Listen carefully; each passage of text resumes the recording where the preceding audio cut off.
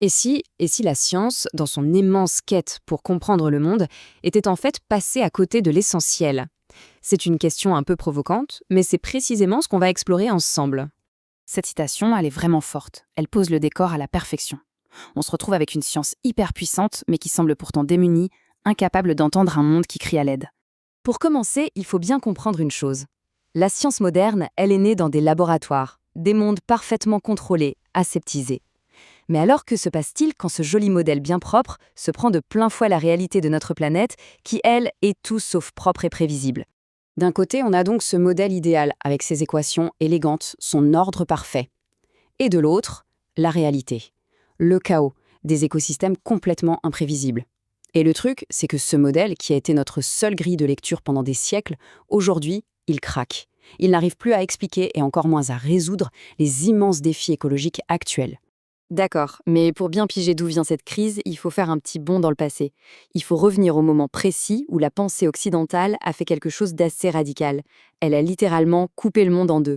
Ce moment clé, ce point de bascule, c'est le XVIIe siècle. C'est là que des penseurs comme Descartes ou Galilée ont, en quelque sorte, tracé une ligne infranchissable dans le sable, divisant notre réalité en deux royaumes qui ne devaient plus jamais communiquer. Et voilà la fameuse division. D'un côté, les humains, la pensée, l'âme, la culture, tout ce qui est noble en somme. Et de l'autre côté, la nature, réduite à une sorte de grosse machine, une horloge complexe mais sans vie, de la matière inerte, prête à être étudiée, démontée et surtout exploitée. Cette vision du monde, on l'appelle le naturalisme. Et attention, elle a permis des progrès scientifiques et industriels absolument incroyables. Mais il y a eu un prix à payer. Et quel prix? En transformant la nature en un simple objet, on a coupé le cordon. On s'est retrouvé tout seul, dans un univers qui d'un seul coup est devenu silencieux. Faisons une avance rapide jusqu'à aujourd'hui. Ce modèle qui nous semblait si efficace, eh bien, il est en train de se fissurer de partout. Pourquoi? Parce que la réalité, on s'en rend compte un peu tard, est beaucoup, beaucoup plus complexe qu'une simple machine. La méthode scientifique classique, c'est le réductionnisme. En gros, pour comprendre un truc complexe, on le démonte en petits morceaux pour voir comment ça marche.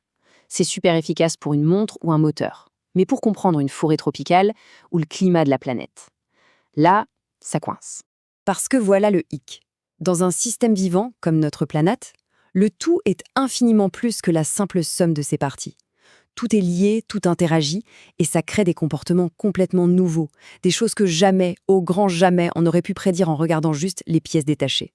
Du coup, cette illusion qu'on pouvait être un observateur neutre et extérieur est en train de voler en éclats. On réalise que non, la Terre n'est pas une machine qu'on regarde de loin, on est dedans, on fait partie de l'expérience, on est des participants, et les enjeux sont tout simplement vitaux. Alors, si nos lunettes pour voir le monde sont cassées, si notre approche ne fonctionne plus, qu'est-ce qu'on fait? Eh bien, il est peut-être temps d'essayer une autre paire de lunettes. Une paire que d'autres cultures, elles, portent depuis des millénaires. Parce que c'est ça, la grande claque de l'anthropologie. Notre vision naturaliste du monde n'est pas la vérité universelle. C'est juste une option parmi d'autres. C'est un chemin, mais il existe toute une forêt d'autres chemins possibles dans la pensée humaine. Pour énormément de peuples, par exemple, l'idée même d'une nature inerte, d'une nature objet, est tout simplement absurde.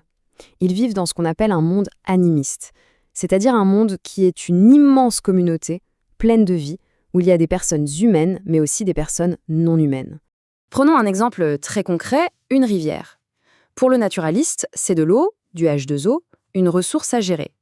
Pour une vision animiste, cette même rivière est une personne, une entité vivante, peut-être même un ancêtre, un partenaire avec qui on entretient une relation de respect. On voit bien comme ça change absolument tout dans le rapport au monde. Alors soyons clairs, le but n'est absolument pas de jeter la science par la fenêtre, pas du tout. L'idée, c'est de créer quelque chose de nouveau, une sorte d'alliance, un partenariat passionnant entre différentes façons de connaître le monde. On commence enfin à comprendre que les savoirs locaux, ancestraux, ce n'est pas juste du folklore. Non, ce sont de véritables bases de données d'une précision chirurgicale, le fruit de générations et de générations d'observations fines, d'une immersion totale dans un lieu.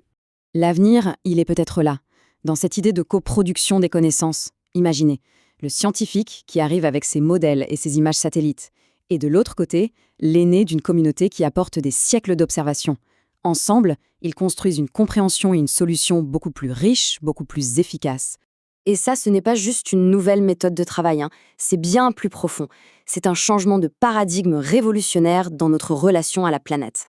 En fait, on est en train de passer d'une science de la maîtrise, une science qui cherchait à dominer et contrôler la nature, à une science de l'alliance, une science qui réapprend à écouter, à coopérer, à dialoguer avec le monde vivant. Et pourquoi c'est si crucial ? D'abord, c'est un acte de justice qui reconnaît enfin la valeur de savoir trop longtemps méprisé. Mais c'est aussi, très pragmatiquement, une question de survie. Face à des problèmes aussi complexes, on a besoin de toute la diversité intellectuelle possible. Et enfin, ça permet de réenchanter le monde. Au bout du compte, tout ce cheminement nous ramène à un objectif à la fois simple et incroyablement profond. Cesser d'étudier la vie à distance comme si on était derrière une vitre et réapprendre enfin à être vivant parmi les autres vivants. La vraie question qui reste en suspens, c'est donc celle-ci. Est-ce qu'on est prêt pour ce grand saut, pour cette grande réconciliation entre notre science et ce monde qu'elle a si longtemps cherché à comprendre de l'extérieur ?